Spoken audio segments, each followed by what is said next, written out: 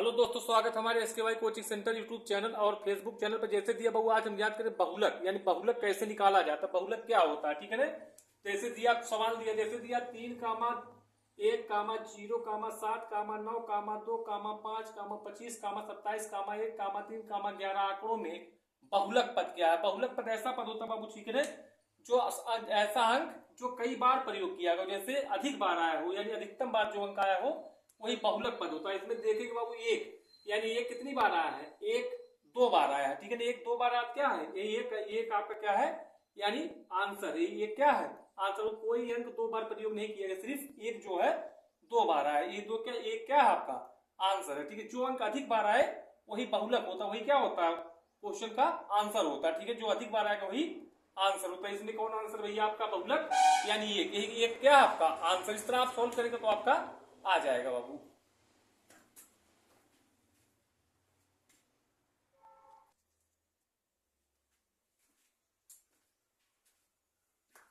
देखो ध्यान दे, इससे पहले बहुलक पढ़ाए तब देखेंगे बाबू माध्य कैसे निकाला जाए। माध्य यानी जैसे दिया 1,0,1,7,9,2,11,5,0,12,3 का माध्य क्या होगा। माध्य मतलब क्या होता है, एवरेज यानी औसत। जैसे औसत बराबर क्या होता है, औसत बराबर आपका होता है,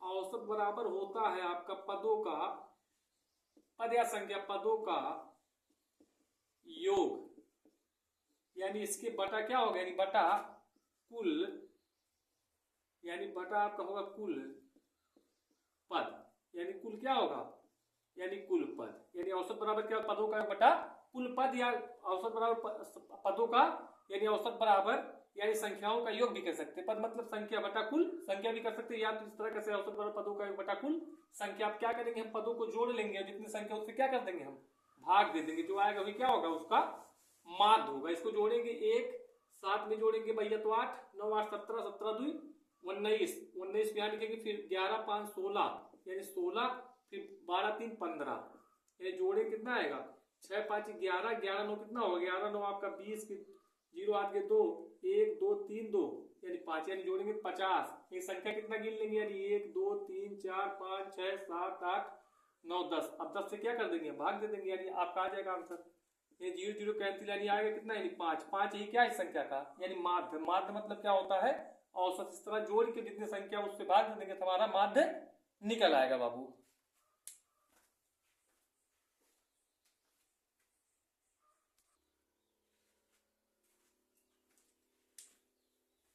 देखो ध्यान दे, माध्य का दूसरा टाइप है, कैसे देता है एग्जाम में। जैसे दिया है आपका 14 प्रेक्षणों का माध्य 10 है, इसमें एक प्रेक्षण और जोड़ा जाता है और नया माध्य 11 हो जाता है। 15वां प्रेक्षण क्या है, 15वां प्रेक्षण पूछा।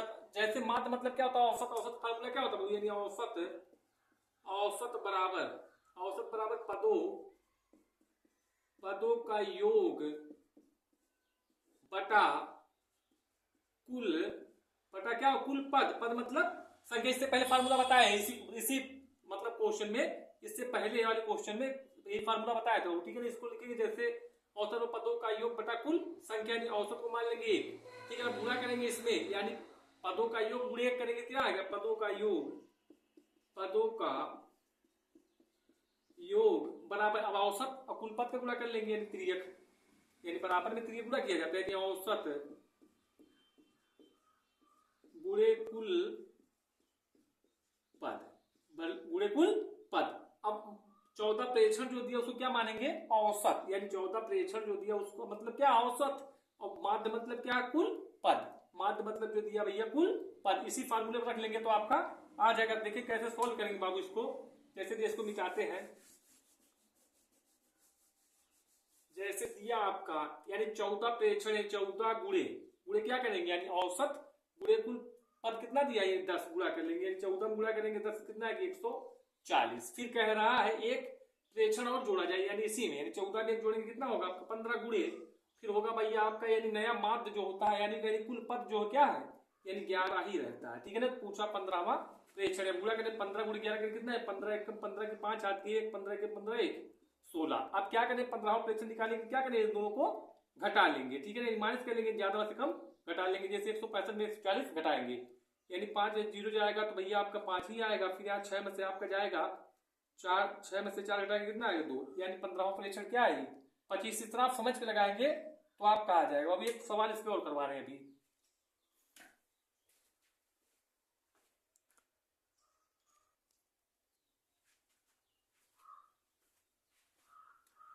देखो ध्यान में, इससे पहले एक सवाल इस पे कराए थे, क्वेश्चन और देखते हैं। जैसे दिया आपका 12वां प्रेक्षणों का माध्य, यानी 12वां प्रेक्षणों का माध्य 15 है, इसमें एक प्रेक्षण और जोड़ा जाता है और नया माध्य 16 हो जाता है 13वां प्रेक्षण, यानी 13वां प्रेक्षण। तो गुणा कर लेंगे, यानी 12 गुणे 15, 12 गुणे 15 करेंगे कितना आएगा, यानी 180। 12 पंचे 12 दूनी 30, 15 दूनी 30, गलत कर देते, 15 दूनी 30 के तुम हाथ के 3, 15 एक के 15, 3 18, 15 और 12 गुणा करके कितना आएगा आपका 180।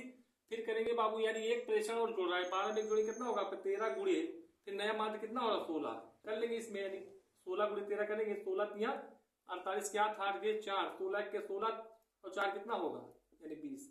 अब घटा ले भैया, यानी दोनों में से अंतर करेंगे तो हमें क्या निकले 13वां प्रेक्षण। घटाएंगे 8 में से 0 घटाएंगे, ज्यादा से हम घटाएंगे, 8 में से 0 घटाएंगे तो 8। अब यहाँ घटेगा नहीं, यहाँ तो उधार जाएगा भैया, 10 10 में से 8 गया आपका, यानी 2 आएगा कितना 13वां प्रेक्षण, यानी 28 ही क्या आपका करेक्ट आंसर है।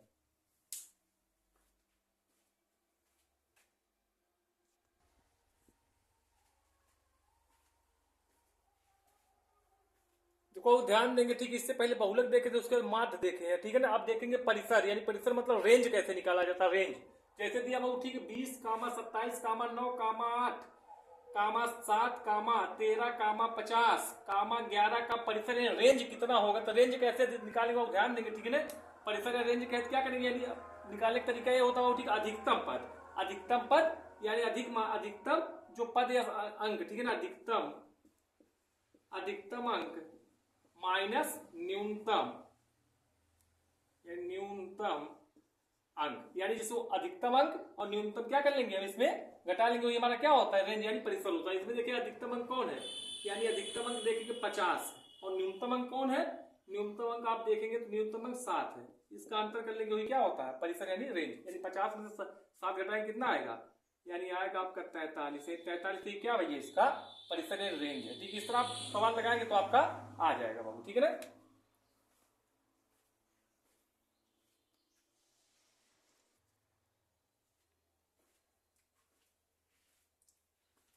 देखो ध्यान दे, इससे पहले करवाए तो परिसर रेंज निकालना, ठीक है ना। जैसे दिया आपका माइनस में दिया सवाल, जैसे दिया -3, -7, -5, -1, -12, -15 का परिसर यानी रेंज कितना होगा। तो कैसे निकालें इसको ध्यान देना, ठीक है ना। या जैसे दिया अगर माइनस लिखा है, जैसे माइनस अगर इसे -1 है तो -1 क्या है, या जितना अंक छोटा रहेगा अगर माइनस लगा है तो क्या होता है, यानी बड़ा पद होता है, ठीक है ना। जितना अंक बड़ा है, जैसे -1 -7, अब इसमें पूछे कौन बड़ा है तो -1 क्या है बड़ा है, ठीक है ना। जितना अंक छोटा रहेगा और चिन्ह माइनस करेगा वही अंक क्या होता है बड़ा होता है, और जितना अंक बड़ा रहेगा और चिन्ह माइनस रहेगा वो क्या होगा, यानी छोटा होगा, ठीक है। देखने में जो बड़ा रहेगा वो क्या होता है छोटा रहेगा अगर चिन्ह माइनस लगा है। इस तरह अगर लगाएंगे आप समझ के तो आपका आएगा बाबू। देखो ध्यान दें, इससे पहले क्या बताए थे, यानी अधिकतम अंक, यानी अधिकतम अंक